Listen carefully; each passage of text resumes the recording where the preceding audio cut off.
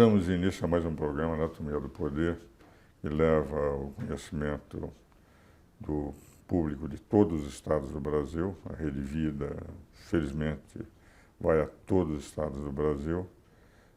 O que é o poder público, privado, a imprensa, sindical, religioso, acadêmico, através daqueles que detêm.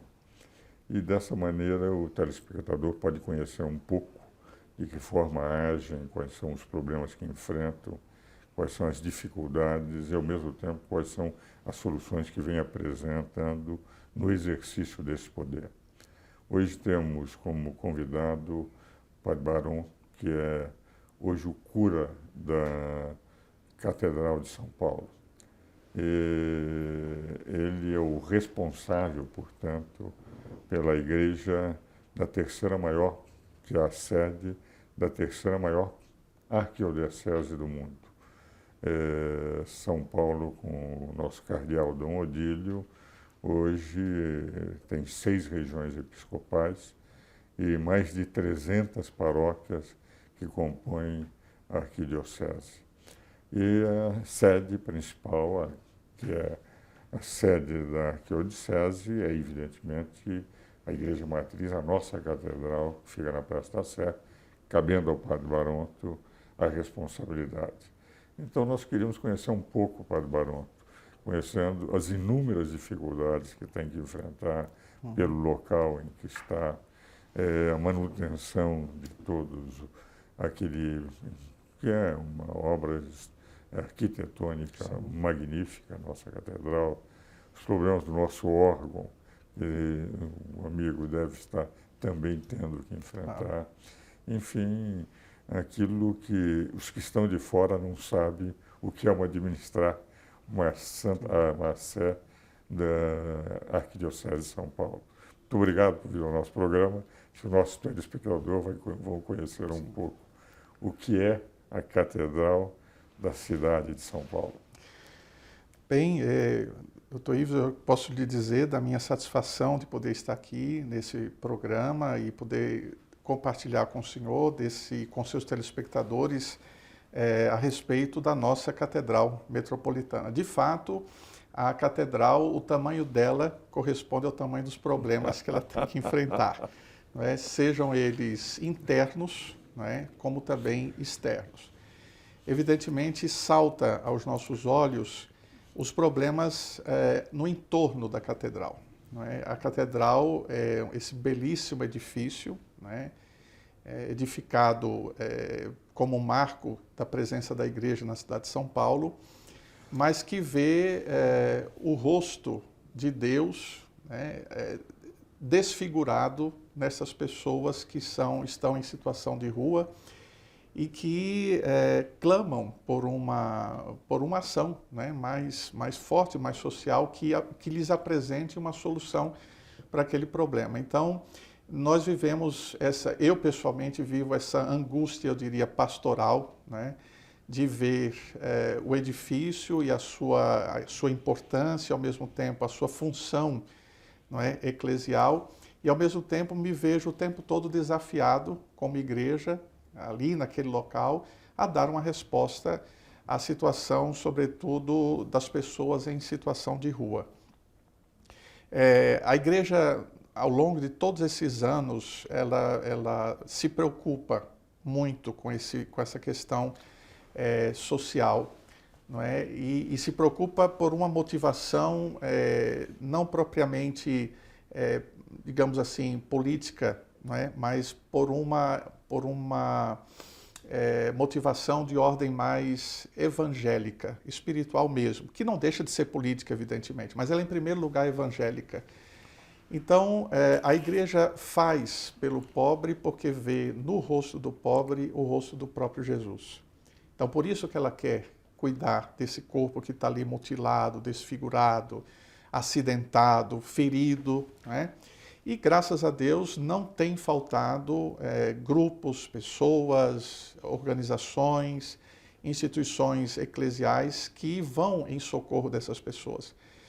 Mas o senhor sabe, às vezes uma sensação assim, até frustrante de enxugar gelo, né? Porque a gente tenta dar uma resposta, mas enquanto a gente está já resolvendo vários problemas, outros estão surgindo. Então, cada vez mais estamos convencidos de que a resposta ao problema tem que ser também, como o problema é social, a resposta tem que ser social e política. Claro. Não é? E, nesse sentido, a Igreja tem procurado, sobretudo o poder público, né, para que, juntamente com ela, nós procuremos juntos soluções para isso. Uma solução muito concreta que tem aparecido e que a Arquidiocese erigiu por conta do fim, a conclusão do ano da misericórdia do Papa Francisco, é que o Papa suplicou que todas as dioceses tivessem, ao final do ano da misericórdia, uma obra concreta, né, de misericórdia. E a Arquidiocese, então, recebeu o edifício Nazaré, que fica justamente em frente à catedral, lá embaixo na praça, um edifício de 9 andares, e isso foi confiado à Missão Belém, que é uma instituição que há muito tempo se dedica à população de rua, e nós estamos contribuindo para que esses 9 andares, que estão bem deteriorados, porque esse prédio esteve fechado durante muitos anos, ele seja pouco a pouco reconstruído e os andares sirvam para que a Missão Belém possa acolher essa população e encaminhar, por exemplo, para as fazendas de recuperação ou de drogaditos ou de álcool. Não é? Então, esse trabalho, nós já estamos com 3 andares recuperados e pouco a pouco, com a ajuda dos fiéis, a gente vai conseguindo. Então, essa é uma resposta que a Igreja dá muito concreta. Não é? E olha, tudo por enquanto foi feito sem apoio público. Né? A Missão Belém é impressionante, né? A força, né, que o padre Jean Pietro, que coordena, tem assim de conseguir sensibilizar as pessoas para ajudá-lo. E ele tem inúmeras fazendas espalhadas justamente para recuperar. É um dado interessante, senhores telespectadores. Eu pertenço ao Conselho de Assuntos Econômicos da Arquidiocese. E, evidentemente, o senhor pode imaginar todos os problemas financeiros numa arquidiocese desse tamanho, conseguir recursos para todas as frentes. Mas o que me impressiona é o seguinte: a Igreja, quando está atuando, ela está atuando exclusivamente por amor ao próximo, sem nenhuma alavancagem de natureza política, procurando efetivamente atender. E quando nós vemos muitos chamados programas sociais políticos, o que nós vemos é exclusivamente o interesse de alavancar carreiras políticas. E muitas vezes com verbas que não são aplicadas tão bem quanto seriam pela Igreja, como ela tem sempre aplicado nessa parte social, e fazendo com que isto termine sendo imprensa e aquilo que nós fazemos na Igreja Católica não aparece, porque isso que o senhor está contando, os jornais não publicam. Mark Twain brincava que a imprensa tem a função de separar o joio do trigo e publicar o joio. E ele brincava que trigo não vende jornal. E a Igreja faz o trigo e os outros fazem o joio, é isso que termina aparecendo. Esse trabalho da Igreja é um trabalho excepcional. Eu também sou da União dos Bispos Católicos de São Paulo, presidi o presídio até o fim do ano. Agora ele está entrando numa diretoria mais jovem. O presidente tinha, eu, 82 anos, o Paulo de Barros Carvalho, 80 anos. Já deviam ser eméritos há muito mais tempo. Entende? E também essa luta de procurar, por exemplo, no Supremo Tribunal Federal, discutir teses. Conseguimos uma vitória notável no ensino religioso, quando por 6-5 ficou garantido nas escolas públicas que cada religião terá o direito de ter o seu pastor, o seu sacerdote, o que for, mas o Estado tem que garantir espaços e horário na grade para o ensino religioso. Temos agora com o problema do aborto.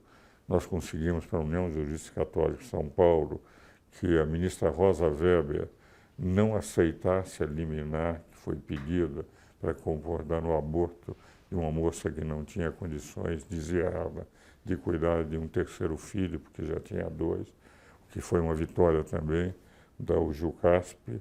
Mas a luta nossa é para poder fazer com que esse pessoal de rua, entende, possa ser atendido, é uma luta de todas as paróquias, porque isso é um problema que sente. E a Igreja Católica em São Paulo, com todas as limitações de recursos, porque ela vive, evidentemente, das doações, aquilo que seria os dízimos, entende, e de algumas outras doações extras, mas são sempre recursos limitadíssimos para o trabalho que estão fazendo. A própria catedral, o senhor enfrenta dificuldades financeiras também grandes para poder atender tudo isso. Até porque a catedral, ela não sendo propriamente uma paróquia, ela não tem uma comunidade, não é? Então, ela se configura mais como um santuário, em que as pessoas estão ali passando pelo centro e terminam ficando. Eu consigo identificar entre 15 a 20 pessoas que são de missa diária, por exemplo. O restante, as outras 500, 600 que passam naquela missa, estão ali de passagem. Bem, nós vamos agora aos nossos comerciais. E essa missa diária eu considero fundamental. Os senhores telespectadores, eu frequento a missa diariamente há 50 anos. Eu sempre brinco. Uma vez num congresso do sistema financeiro, em que eu só fui se eles garantissem a missa diária, porque onde havia, eles tinham dificuldade em encontrar sacerdote, e eles conseguiram um sacerdote para a missa diária. Eu disse aos banqueiros o seguinte: olha, o negócio melhor do mundo é esse que eu faço com Deus. Vocês, quando aplicam aqui no sistema financeiro, vocês podem ter juros elevadíssimos, mas os juros de você dar meia hora para Deus e receber 23 horas e meia como pagamento não existe. Não há pagamento melhor do que essa meia hora que se dedica a receber depois 23 horas e meia que Deus dá a cada um. Vamos agora aos nossos comerciais.